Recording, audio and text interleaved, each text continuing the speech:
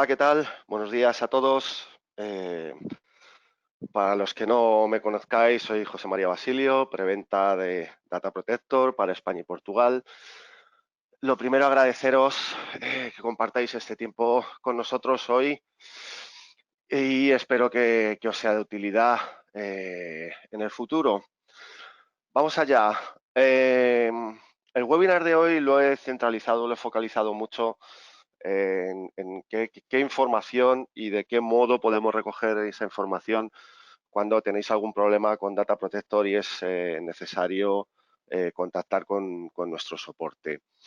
El objetivo principal es, evidentemente, que seamos capaces de proporcionar toda la información necesaria en el primer intento, lo cual nos va a ayudar a ahorrar tiempo y a cortar las comunicaciones con el equipo de soporte para que no recibáis el típico email de me falta esto, envíame este fichero. Bueno, vamos a ver de qué manera podemos solventar esto. La agenda de hoy, como os digo, está muy centralizada en el tema de debug y soporte. Y ante cualquier problema, cualquier incidencia que tengáis con Data Protector y sea necesario recurrir a nuestro soporte, vamos a ver cómo recoger los datos, qué diferentes métodos hay para generar esos datos y qué diferentes métodos tenemos disponibles para recopilar esos datos.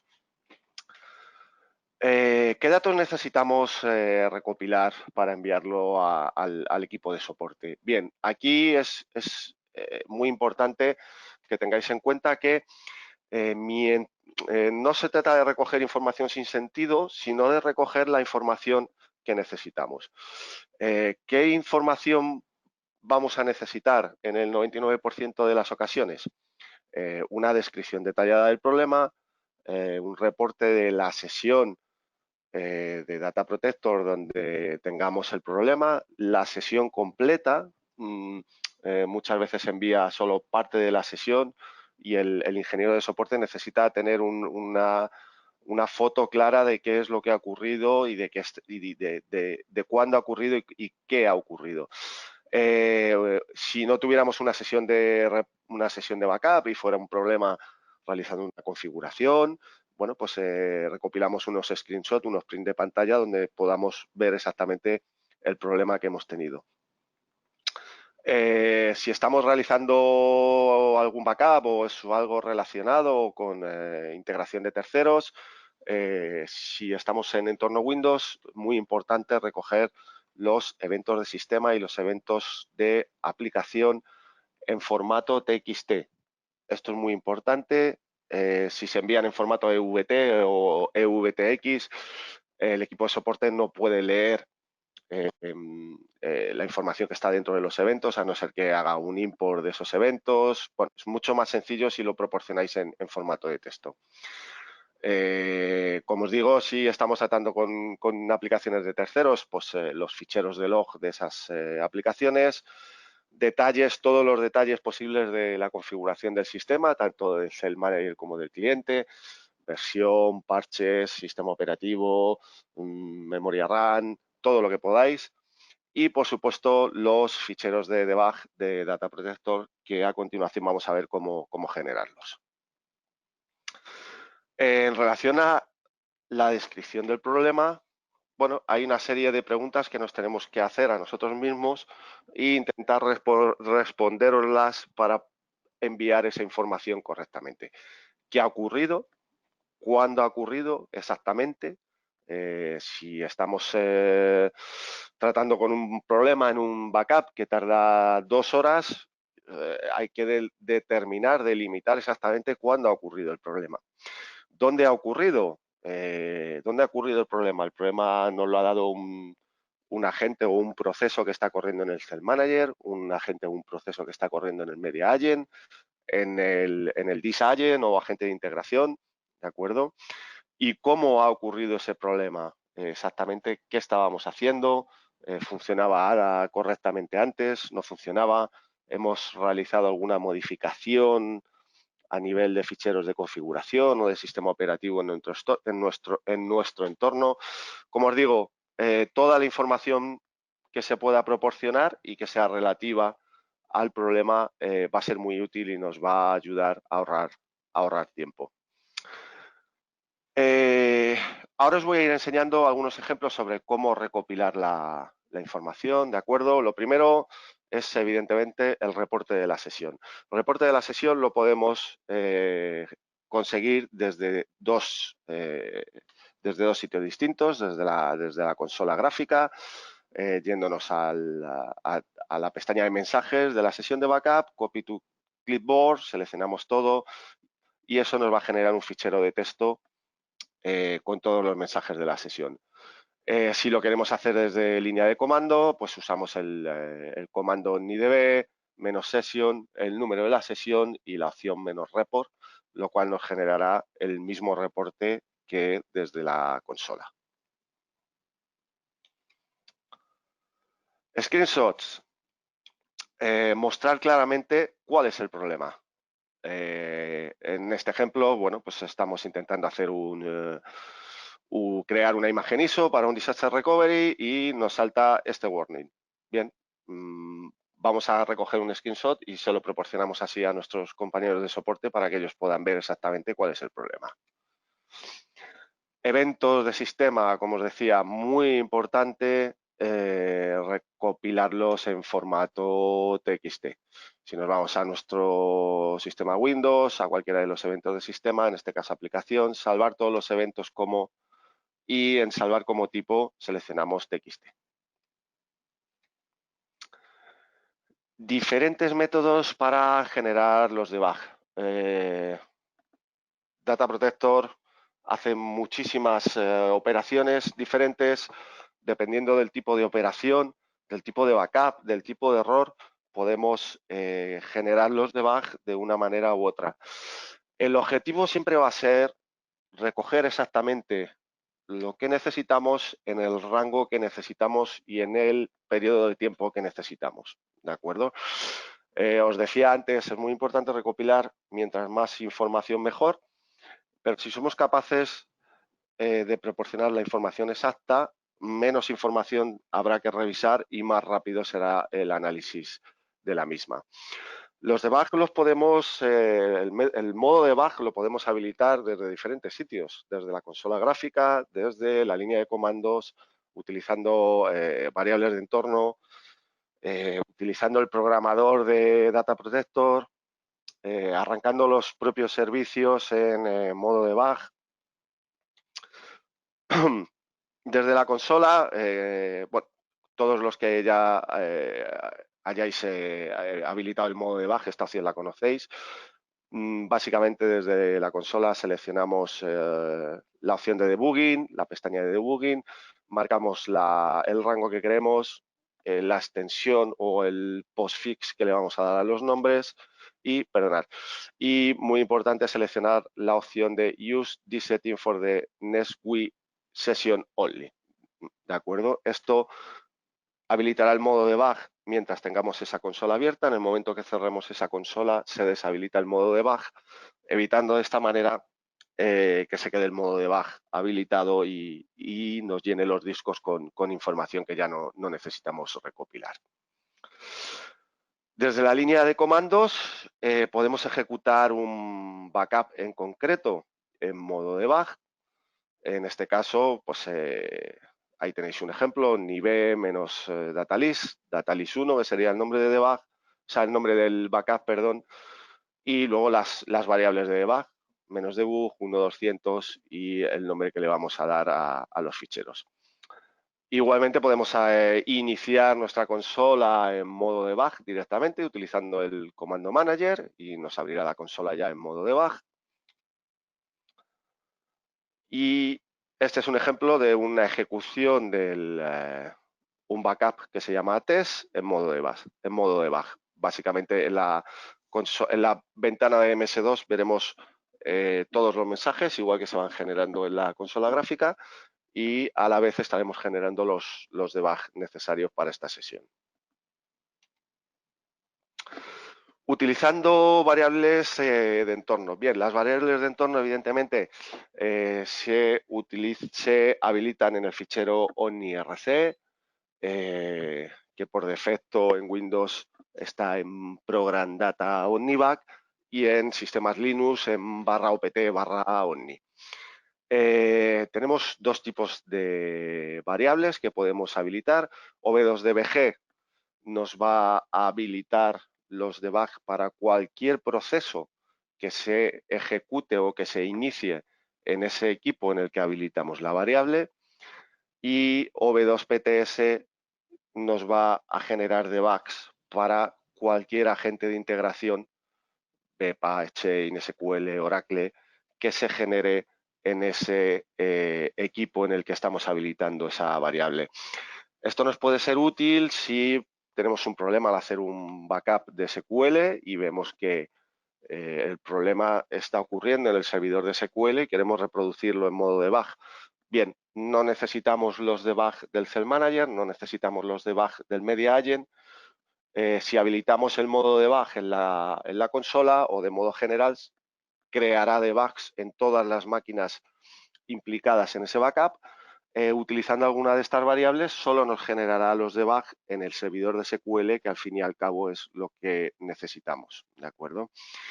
Si tuviéramos problemas en alguno de los equipos, problemas de espacio porque la unidad C no tiene suficiente almacenamiento disponible para guardar los debugs, tenemos la opción, la variable v2 de bgdir, que nos permite redirigir esos ficheros de debug a cualquier otro disco de ese servidor. Si estamos hablando de un cliente en modo clúster, evidentemente, pues tendríamos que habilitar estas opciones en cada uno de los nodos que formen parte del clúster. Para habilitar el modo debug en un backup programado, se nos puede dar la circunstancia en el que el problema que tenemos solamente nos ocurre cuando el backup se ejecuta por la noche, y evidentemente no vamos a estar a las 3 de la mañana para ejecutar nosotros el backup. Bien, hay posibilidad de modificar el fichero de programación de ese scheduler y que cuando se ejecute el backup a las 3 de la mañana lo haga automáticamente en modo debug. Para ello tenemos que editar el fichero de programación del backup, y en la primera línea añadimos la sintaxis necesaria para que se ejecute en modo debug, que como siempre es -debug, a continuación el rango y el proxy que le queremos dar a los ficheros que se van a crear. ¿De acuerdo?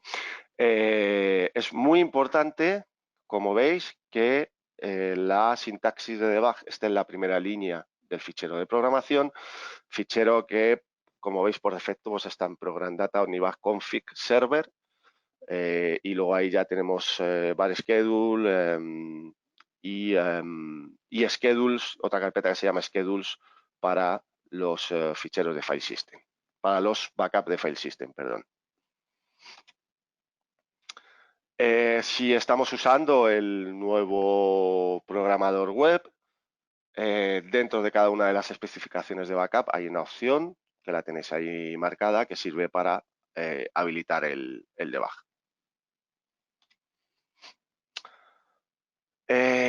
Usando los propios servicios podemos arrancar un servicio en modo debug directamente, tanto en el Cell Manager como en los clientes. Tener en cuenta que si arrancamos el Data Protector Inet o el demonio XINETD en los equipos Linux en modo debug, esto automáticamente va a hacer que cualquier proceso de Data Protector que se inicie en ese equipo cliente se inicie en modo debug. Para un sistema Windows es relativamente sencillo. Nos vamos al servicio en cuestión. Es necesario pararlo. Una vez que lo paramos, el campo de Start Parameters ya se nos habilita. Incluimos la sintaxis de debug y le damos al botón de Start. Automáticamente nos va a crear los debug necesarios. Podemos arrancar todos, en lugar de uno de los servicios nada más, a arrancar automáticamente todos los servicios en modo debug, utilizando el comando OmniSV. Lo único, como siempre, pues añadir la sintaxis de debug al final del comando. Como veis, nada más arrancarlo, esto nos genera ficheros de debug para todos los procesos que se están iniciando en el Cell Manager. Inet, CRS, OmniDButil, MMD, OmniTrig, todos ellos. Nombre y localización de los ficheros de debug. Bien, para un sistema Windows, por defecto, se guardan en Program Data Omnibug TMP, y para sistemas Linux en /tmp. Los ficheros de debug siempre se nombran de la misma manera y cada una de las partes del nombre del fichero tiene su significado, ¿de acuerdo? Siempre empiezan todos por v2dbg y luego tenemos diferentes partes. El DID o debugging ID es el nombre del proceso, del cual se ha hecho el debugging en ese fichero. Luego aparece el nombre del servidor, el host, aparece el PID o identificador del proceso y el postfix que le hemos proporcionado nosotros a la hora de configurar el debug. Esto nos puede ayudar o nos ayuda a identificar exactamente qué fichero de debug tenemos que recopilar o vamos a revisar para ver si podemos encontrar más información de qué es lo que ha ocurrido. Ahí tenéis un ejemplo de un fichero, de un debug del proceso CRS.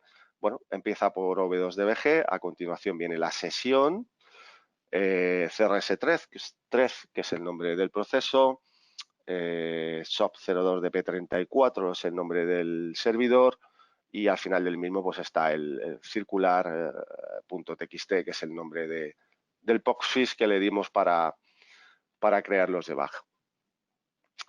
Limitar el tamaño de los debug. Bien, ¿cuándo nos es útil esto? Cuando tenemos un problema con una sesión de backup y ocurre al final de la misma, no es práctico, no es útil y no es necesario recoger todos los... Si es un backup de file system de 3 terabytes y el error nos ocurre cuando lleva ejecutándose de 2 horas y media, necesitamos recoger la información del error. Lo que ya ha ocurrido esas 2 horas, 20 minutos anteriores no es necesario, ¿de acuerdo? Aparte, esto generará gigabytes y gigabytes de información que primero, como os digo, no es necesario recopilar, y segundo, lo que va a hacer es entorpecer el análisis de esa información a posteriori. Para limitar o para recoger solo la información que necesitamos, podemos habilitar el modo debug en modo circular. En modo circular, ¿qué significa? Significa que le vamos a marcar un tamaño máximo a cada uno de los ficheros de debug que se va a crear. Cuando lleguemos a ese tamaño máximo de fichero, se va a volver a escribir, se empieza a reescribir desde el principio del fichero, de tal manera que siempre vamos a tener la última la información en modo debug de lo último que ha ocurrido en la sesión. Evidentemente tenemos que tener en cuenta que si dejamos un modo de debug, un modo circular muy pequeño, puede ser que la información que buscamos no se grabe correctamente porque se sobreescribe, ¿de acuerdo? Entonces hay que buscar un balance entre espacio en disco, tamaño y lo que queremos recopilar. La opción C, 2 puntos, que es para habilitar el modo circular, se delimita en kilobytes, ¿de acuerdo? Ahora veréis algún ejemplo. Y luego tenéis otra opción que, bueno, esto ya se sale un poquito del ámbito, va un poquito más en profundidad, T2 puntos, que os va a añadir en la resolución del tiempo en milisegundos dentro de los debug. Cuando se cruza luego la información entre un debug y otro, puede ser útil para ver exactamente. En un segundo pueden pasar muchas cosas y ahí podemos ver exactamente qué es lo que está ocurriendo en fracción de milisegundos. Bien, si queremos habilitar el modo debug en circular, como veíamos antes, por ejemplo con la variable v2dbg del fichero IRC, simplemente tenemos que añadir la opción C2 puntos y T2 puntos después del rango. En este caso va a recopilar ficheros de debug hasta un máximo de 200 megas con un timestamp de 1000 milisegundos. Esta opción, evidentemente, igual que tenéis este ejemplo aquí para el fichero IRC, se puede añadir en la consola gráfica, se puede añadir en el command line, se puede añadir en las propiedades de un servicio cuando lo vamos a arrancar en modo debug, en cualquiera de las diferentes opciones que hemos estado viendo. Rango de debugging, muy importante también. Creo que después de muchos años, todos los que ya habéis estado recogiendo debug, o tiramos siempre por defecto, voy a recoger debug rango 1.500. Bien, a veces no es necesario, a veces sí, a veces no. Vamos a intentar determinar cuándo tenemos que recoger un rango de debugs tan alto. Evidentemente, mientras más amplio es el rango, más grandes van a ser los ficheros de debug y más información van a contener que a lo mejor no es necesaria, lo cual nos puede ayudar a leer luego los debug de una manera más sencilla.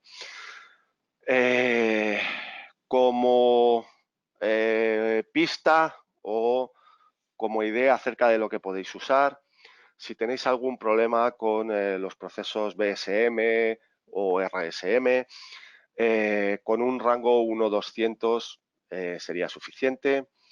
Para problemas de comunicaciones, IPC, timeout, broken TCP connections, un rango 1.300 también sería suficiente. Luego ahí tenéis información, más información o más parámetros que podéis recopilar, ¿de acuerdo? Por ejemplo, para el punto 2, comunicaciones, bueno, se hace mención al viejo sistema de encriptación en DP9, que ya está fuera de soporte, que es el ECC. Bueno, si todavía tenéis alguna incidencia en un entorno en DP9, pues es importante saber si está el ECC habilitado o no. Para temas de memoria, para incidencias, leyendo de la memoria o escribiendo en la memoria, o procesos que se cortan o tenemos un crash, bueno, podría ser útil irnos hasta el rango 510, ¿vale? Todo lo relativo a la gestión de la memoria se guarda a partir del rango 500.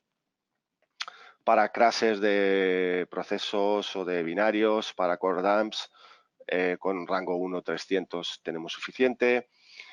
Y para todo lo relacionado con cintas, bloqueos de dispositivos, proceso MMD, con un rango 1.200 en principio es suficiente.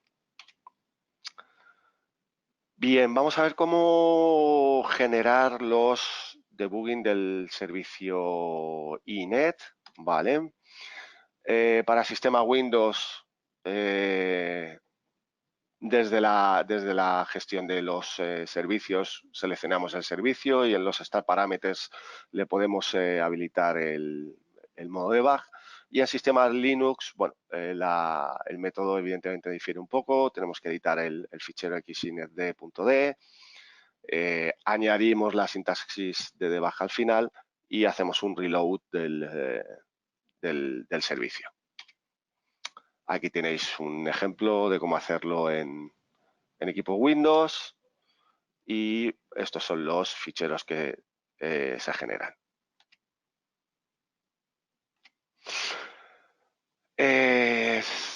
Debugging para el proceso CRS y MMD.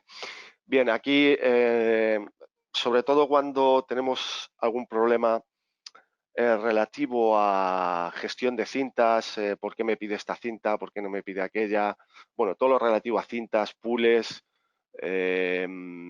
todo lo relativo al core del Cell Manager, todo eso se guarda en los debugs del fichero CRS, del proceso CRS y del proceso MMD.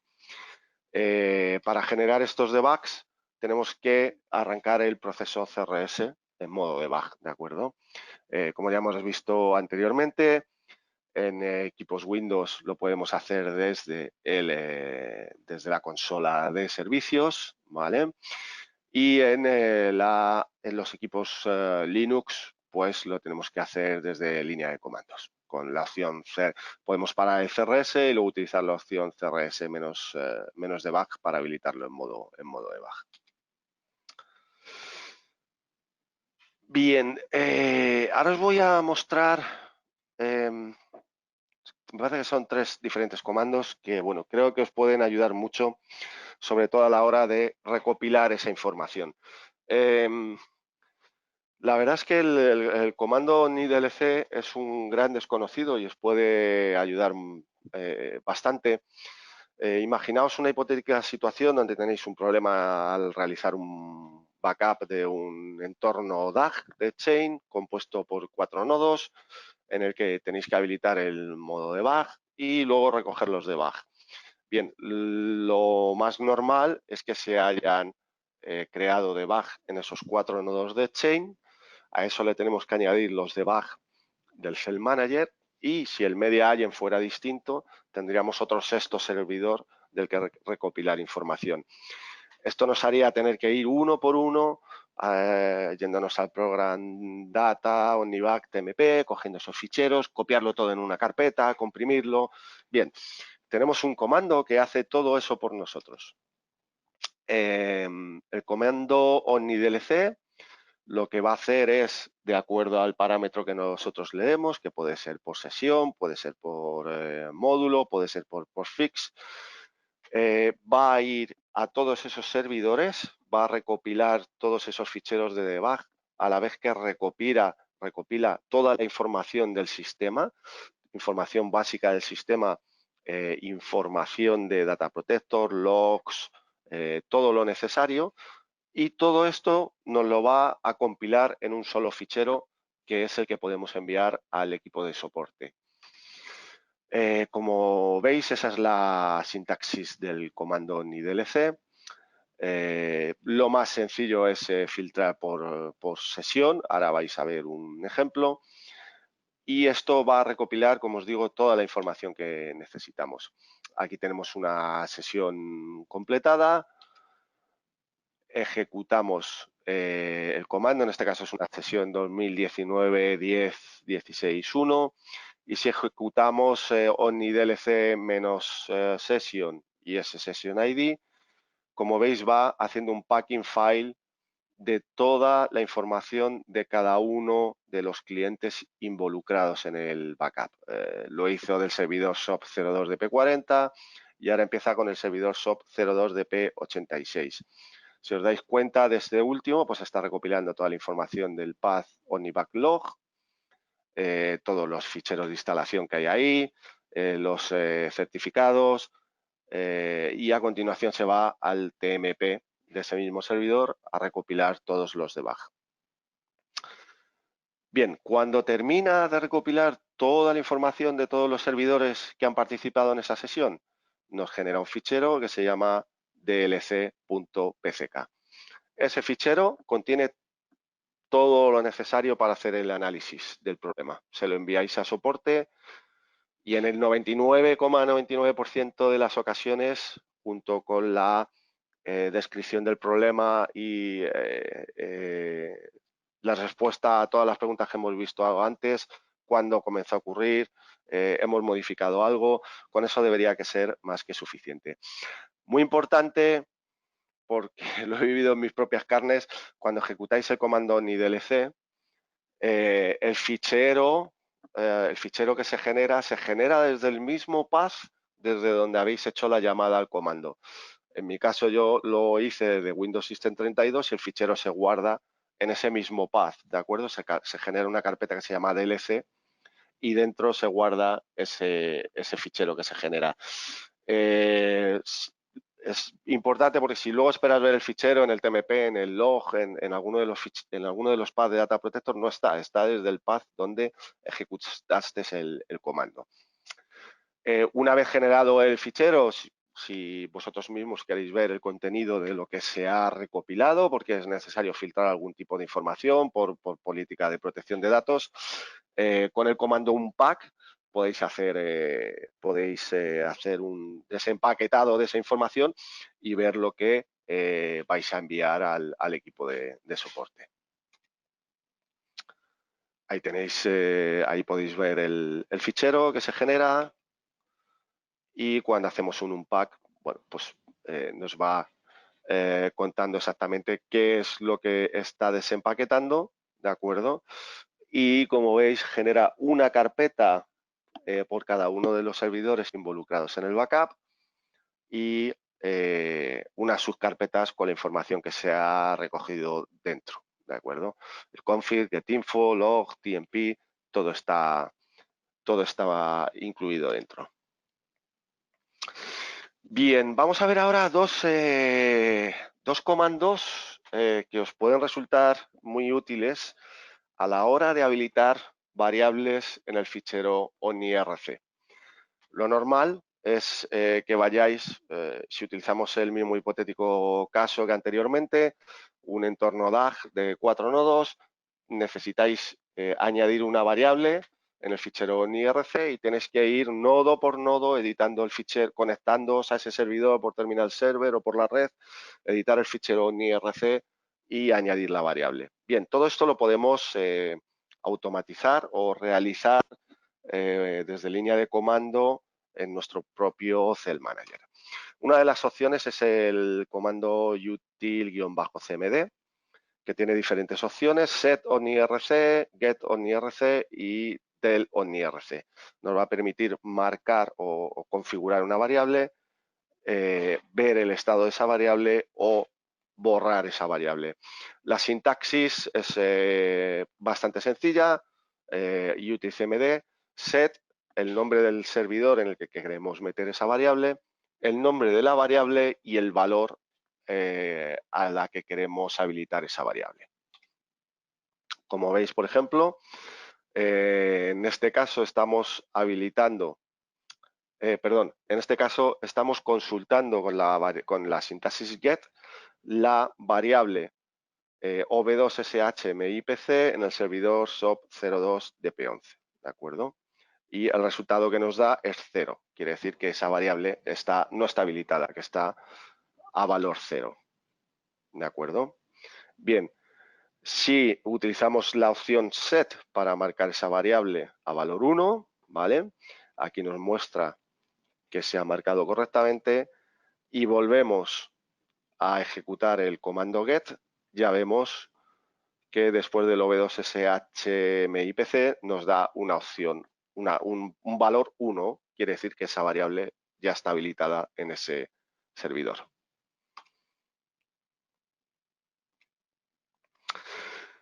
Tenemos otra opción todavía más completa, porque esta anterior, la util-cmd, tendríamos que ir equipo por equipo. Bien, podemos modificar, gestionar las variables en el fichero NIRC directamente con el comando nicc y hacerlo por lotes, hacerlo por tipos de servidor. La sintaxis es onnicc -update-nirc, ¿de acuerdo? La variable, el nombre de la variable y el valor. En el valor es donde podemos filtrar por módulo, por cliente, añadir diferentes tipos de host names a los que queremos añadir esa variable. Por nombre de módulo, lo que le estamos diciendo es añádeme esta variable en el ONIRC con este valor a todos mis clientes que tengan la integración de Oracle configurada o instalada, perdón, instalada. El comando va a leer el fichero celinfo, va a ver qué clientes tienen la integración de Oracle instalada y a partir de ahí va a añadir esa variable en todos esos equipos. Aquí veis un ejemplo donde le decimos que me añada la variable OV2NotReWalk con valor 1 en todos los clientes que sean Microsoft, ¿de acuerdo? Ejecutamos y va a ir viendo cuáles de nuestros clientes son sistema operativo de Microsoft y les va a ir añadiendo a todos la variable OV2NotReWalk con valor 1 en el fichero NIRC. ¿Vale? Lo mismo para otro tipo de variable sin ningún tipo de filtro a nivel de sistema operativo o de paquete instalado. No lo hará en todos los clientes de nuestra celda.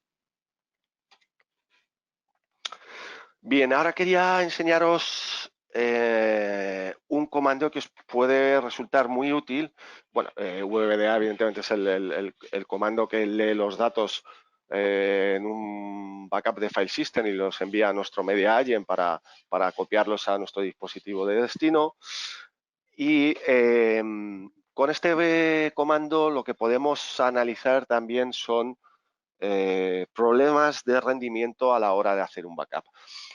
Cuando tenemos algún problema con el rendimiento a la hora de hacer un backup, es muy importante determinar si el problema lo tenemos leyendo los datos, si el problema lo tenemos enviando los datos de nuestro DIS-agent a nuestro media agent, lo cual nos llevaría probablemente a un problema de red, o si el problema lo tenemos al escribir los datos en nuestro dispositivo, lo cual, dependiendo del tipo de dispositivo, si fuera una LTO o un StoreWatch, pues nos llevaría a un tipo de troubleshoot distinto, ¿de acuerdo?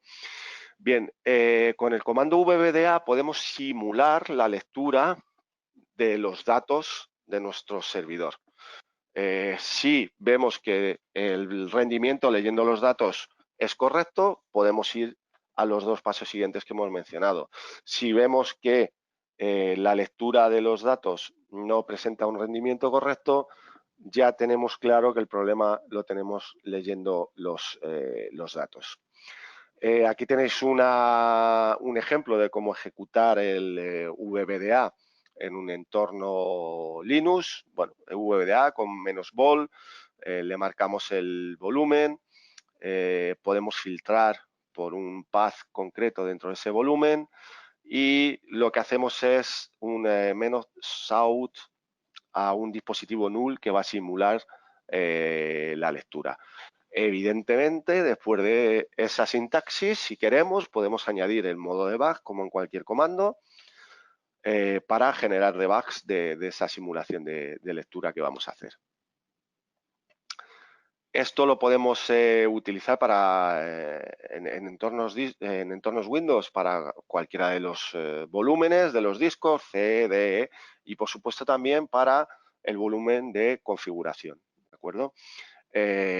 Ahí tenéis algún ejemplo sobre cómo ejecutarlo para el volumen de configuración con diferentes opciones, ¿de acuerdo?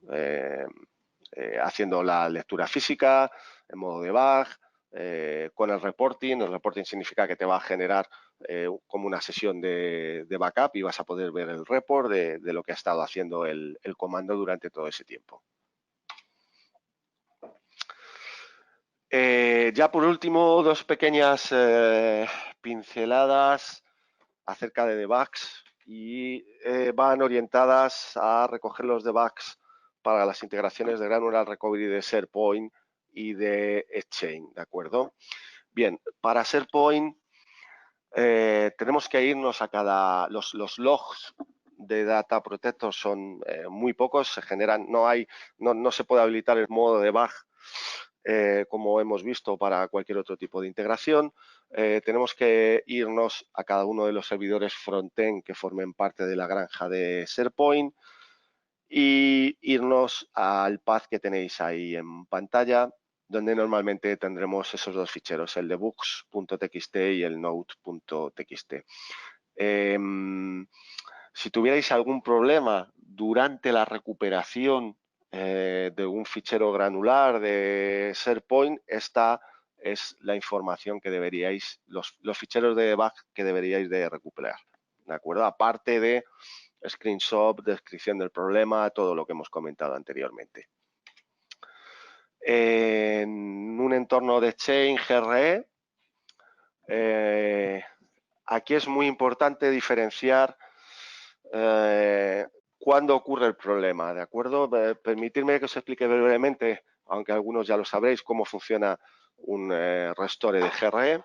Lo primero que se hace cuando queremos hacer un restore de GRE es un restore de la base de datos. Ese restore de la base de datos se realiza con el agente de integración de Chain como si fuera un restore normal, como si lo estuviéramos haciendo desde la consola de Data Protector.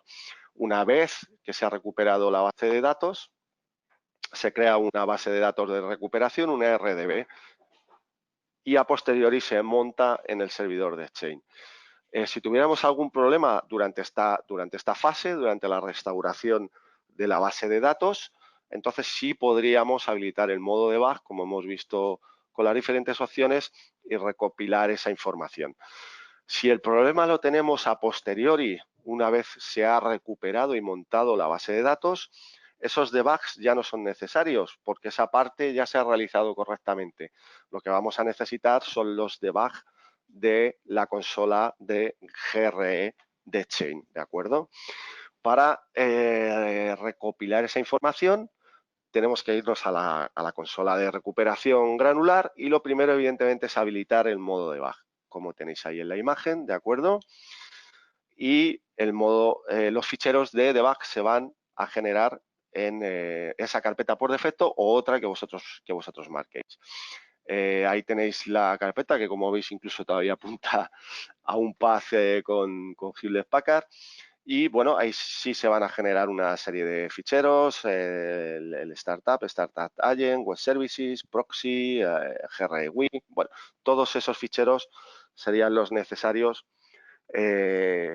para hacer un troubleshoot de un problema con la consola de recuperación GRE de Chain, ¿de acuerdo?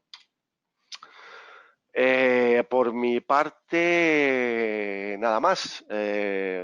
Vamos a contestaros las preguntas que haya o si tenéis alguna pregunta, por favor, ponerla en el panel de preguntas y las vamos contestando. Juan, ¿estás por ahí?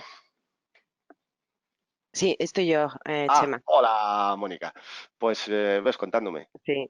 Hay una primera pregunta de Francisco Pellegrina que dice si hay un entorno de Data Protector en otro país, si hay que realizar un upgrade de versión, si es necesario estar on-site o si se puede hacer en remoto. No habla de parches, sino de cambiar de versión. Se puede hacer en remoto sin ningún problema. Evidentemente, eh, mientras más cerca estés, mejor, pero vamos, sí, se puede hacer sin ningún problema. Se hacen, tener en cuenta, por ejemplo, cuando se hace un assisted upgrade, con cualquiera de vosotros, la gente de soporte que os ayuda, pues están en Bulgaria o pueden estar en cualquier otro país y os ayudan remotamente a hacerlo. No hay problema. Fenomenal. Pues la siguiente pregunta es de Olivia Custodio. Pregunta si podemos disponer de la documentación de la presentación. Sí. Aquí, sí, perdona. Digo, aquí me adelanto yo, digo que se enviará automáticamente un correo después del seminario, del webinar, perdón, con el enlace a la grabación. Y aparte podemos incluir, por supuesto, la presentación de Chema, ¿no? Sí, sin problema. Fenomenal. Pues de momento no hay más preguntas. Si alguien, Perfecto. si alguien tiene Pues alguna más. por último, sí, si alguno tiene alguna pregunta más y es un poco tímido, ahí tenéis mi dirección de email para cualquier cosa que necesitéis, dudas, preguntas, estoy disponible. Me enviáis un email y os respondo. Si es necesario, me pongo en contacto con vosotros para aclarar cualquier cosa. Agradeceros vuestro tiempo, como os decía, espero que os haya sido de utilidad y bueno, nos volveremos a ver en futuros webinars. Muchas Muchas gracias. gracias. Adiós a todos.